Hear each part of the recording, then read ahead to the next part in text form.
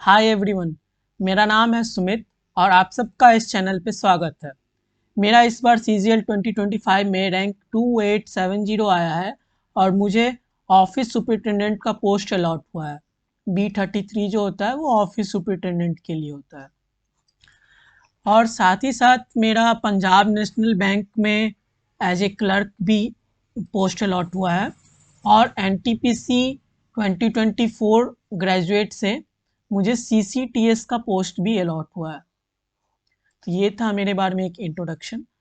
तो आज का वीडियो है कि मॉक में कैसे स्कोर को इंक्रीज किया जाए। तो मॉक में स्कोर कैसे इंक्रीज किया जाए उसको जानने से पहले हमें ये समझना होगा कि मॉक कितने तरह के होते हैं। दो तरह के मॉक होते हैं। एक मॉक वो होता है जिससे आप खुद का पर्सनल इम्प्रूवमेंट करते हैं, पर्सनल स्कोर में इम्प्रूवमेंट करते हैं, ठीक है। और एक मॉक वो होता है जिसमें आप ऑल इंडिया लेवल पे खुद को जज करते हैं कि आप कहाँ स्टैंड कर रहे हैं, ठीक है। अगर मैं पर्सनल स्कोर इम्प्रूवमेंट की बात करूं तो ये कौन कौन से मॉक में मिल जाते हैं। जैसे मान लो मैं CGL के रिगार्डिंग ही बात कर रहा हूं, तो इसमें आप मान लो RBE हो गया या ओलिव बोर्ड हो गया या टेक्स्ट बुक हो गया या पंडित का मॉक हो गया। इन सब के जितने भी पेड मॉक होते हैं उनको अगर आप लगाओ वीक डेज पे तो वो एक तरह का पर्सनल स्कोर को इम्प्रूव करने के लिए वो सब मॉक होते हैं। और जो इन्हीं सब कोचिंग के जो वीकेंड पे फ्राइडे टू संडे के बीच में जो फ्री वाले मॉक आते हैं वो मॉक बहुत सारे बच्चे देते हैं, ठीक है। तो उस मॉक से आपको ये पता चलेगा कि आप ऑल इंडिया लेवल पे कहाँ स्टैंड कर रहे हो। आपका रियल रैंकिंग अगर आज के दिन में अभी के मोमेंट में मान लो जब भी आप वीडियो देख रहे हो उस मोमेंट पे अगर एग्ज़ाम हो जाए तो आपका कितना रैंक आएगा वो डिसाइड करता है ये वाले टेस्ट जो वीकेंड पे होते हैं, ठीक है। तो इन टेस्ट को आपको ऐसे देना है जैसे कि आप रियल एग्ज़ाम दे रहे हो, ठीक है। और ये जो होते हैं ये जो पेड वाले मॉक होते हैं इनसे आप खुद को इम्प्रूव करना है। ये ऑल इंडिया लेवल मॉक में भी जो ओलिव बोर्ड का मॉक होता है, लाइव टेस्ट होता है फ्राइडे टू संडे, उस पे बड़ा ध्यान देना है। क्यों ध्यान देना है? क्योंकि ये वाला जो मॉक होता है ओलिव बोर्ड का वो सबसे ज़्यादा बच्चे देते हैं, मतलब 1 लाख से तो प्लस बच्चे देते हैं एग्ज़ाम। और ये नंबर बढ़ते जाएंगे जैसे जैसे एग्ज़ाम पास आते जाएगा, ये नंबर बढ़ते जाएगा। तो आपको क्या करना है कि ये वाला एग्ज़ाम मिस नहीं करना है। ओलिव बोर्ड का जो लाइव टेस्ट होता है वो मिस नहीं करना है। अब दूसरा टॉपिक आता है कि मॉक तो देंगे, मॉक में स्कोर कैसे इंक्रीज करना है, ठीक है। ये इस टॉपिक पे वीडियो है। तो स्टूडेंट मैं इससे पहले स्टूडेंट को 3 कैटेगरी में डिवाइड करना चाहता हूँ। एक तो हो गया बिगनर लेवल का स्टूडेंट होता है, एक इंटरमीडिएट लेवल का स्टूडेंट होता है और एक प्रो लेवल का स्टूडेंट होता है। बिगनर में उसे कह रहा हूँ जिसका स्कोर 120 या 120 से कम आ रहा है। इंटरमीडिएट वो हो गया जो 120 से लेके 135 तक स्कोर ला रहा है और प्रो वो हो गया जिसका स्कोर 135 से ज़्यादा आ रहा है, ठीक है। अब मैं बिगनर के लिए कुछ बातें बोलना चाहूँगा कि आप क्या कर सकते हो जिससे आपका मॉक में स्कोर बढ़ेगा। आप ऑब्वियसली अगर आपका स्कोर 120 से कम आ रहा है तो मैं ये मान के चल रहा हूँ कि आपका कहीं ना कहीं सिलेबस कंप्लीट नहीं है। सिलेबस कंप्लीट नहीं है, ये एक बहुत बड़ा फैक्टर हो सकता है कि आपका स्कोर इतना कम आ रहा है, ठीक है। तो सबसे पहले आपका जो पहला काम है वो सिलेबस को कंप्लीट कीजिए।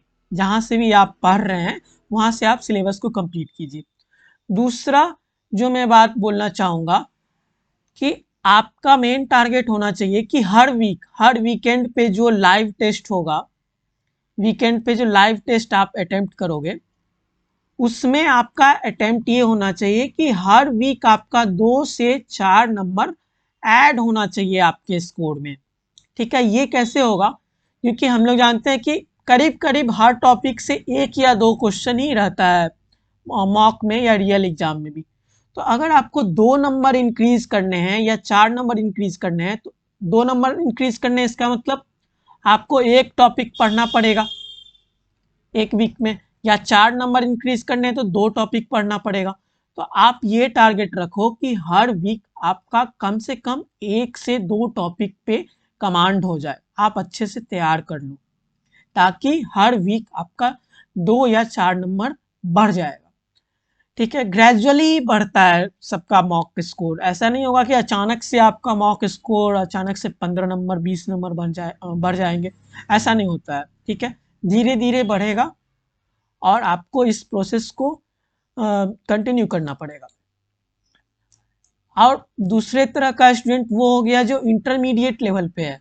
ठीक है, इंटरमीडिएट लेवल पे वो हो गया जिसका स्कोर 120 से 135 के बीच में स्टक हो गया है, कि यहाँ पे फंस गया है, बढ़ ही नहीं रहा है।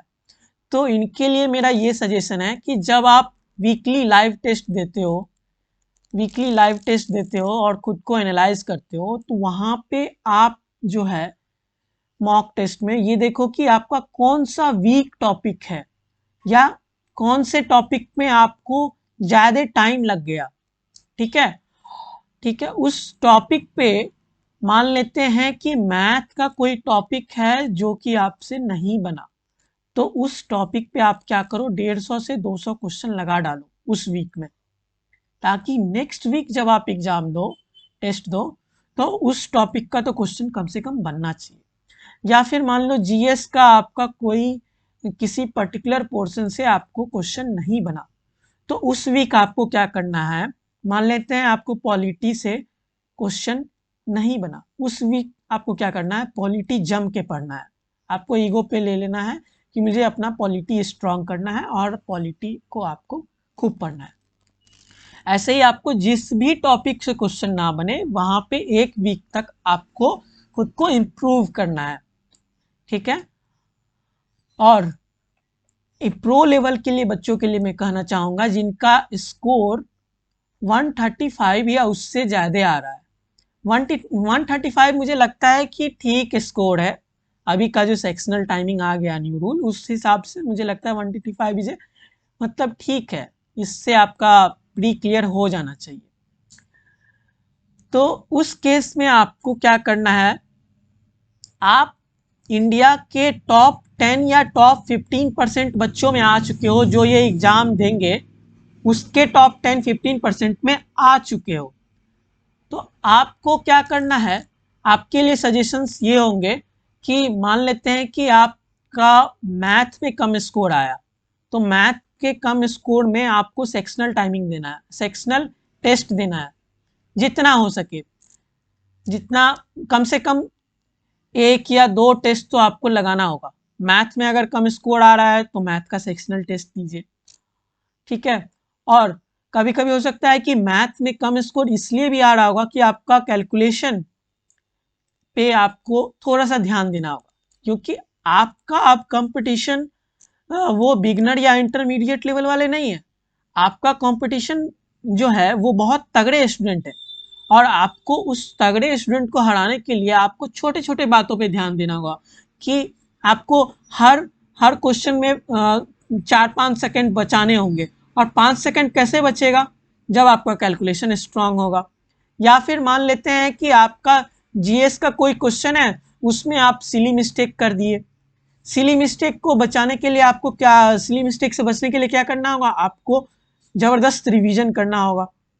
आपको सब कुछ आता है, लेकिन आपको अब बस जबरदस्त प्रैक्टिस करना है, छोटे छोटे बातों पे ध्यान देना है कि कहाँ पे मेरा एक सिली मिस्टेक हो गया, कहाँ पे मैं कैलकुलेशन को स्ट्रॉन्ग कर सकता हूँ, कहाँ पे मेरा टाइम बच सकता है। ये एकदम छोटे से छोटे डिटेल पे आपको ध्यान देना होगा। ठीक है, अब मैं कुछ बातें बताना चाहूँगा जो कि बिगनर हो या इंटरमीडिएट हो या प्रो लेवल का बच्चा हो, सबके लिए। तो आज अभी जो है टाइम ऑलमोस्ट आज 6 जून का टाइम है, 6 जून हो चुका है, और मुझे लगता है कि मिड अगस्त में एग्ज़ाम शुरू हो जाएगा प्रीलिम्स का। मेरे हिसाब से ये सितंबर भी जा सकता है, मे भी, पता नहीं, एसएससी का कोई ठिकाना नहीं है। आपको लेके चलना है कि मिड अगस्त में एग्ज़ाम है, आपके पास 2 मंथ बचे हैं। इन 2 मंथ में हर एक दिन आपको एक फुल मॉक देना है, चाहे दुनिया इधर से उधर हो जाए, चाहे आपको उस दिन पढ़ने का मन ना हो, चाहे आपको उस दिन मूवी देखने का मन हो, चाहे आपके आपके पर्सनल लाइफ में या घर में कोई प्रॉब्लम आ जाए, लेकिन एक मॉक आपको डेली देना होगा। अगर आप नहीं दे रहे हो तो आपका सिलेक्शन कहीं ना कहीं प्रॉब्लम आ सकता है। ठीक है, एक फुल मॉक आपको डेली देना है। और सेक्शनल मॉक पे इस बार ध्यान देना है, सेक्शनल मॉक भी इस बार लगाना है। इस बार फुल मॉक से काम नहीं चलेगा, क्योंकि इस बार 15 मिनट का नया रूल आ गया है। तो उसमें मैं सेक्शनल मॉक में कम से कम मैथ का तो एक मॉक देना ही देना है। आप चाहो तो बाकी 3 सब्जेक्ट का आप छोड़ सकते हो, क्योंकि मुझे नहीं लगता है उन 3 सब्जेक्ट में आपको टाइम का कोई इशू होगा। जो मेन टाइम का इशू होगा वो मैथ में होगा। तो एक सेक्शनल मॉक मैथ का और एक फुल मॉक आपको देना ही देना है, ये मेरा सजेशन होगा। ठीक है, तो आज के लिए इतना ही। और आप सब से रिक्वेस्ट है कि आप लोग मेरे चैनल को सब्सक्राइब करें, ताकि मुझे भी मोटिवेशन मिल सके कि मैं ऐसा वीडियो बनाते रहूं। ठीक है, आज के लिए थैंक यू। वीडियोस बनाने हैं, फिल्मोरा है ना।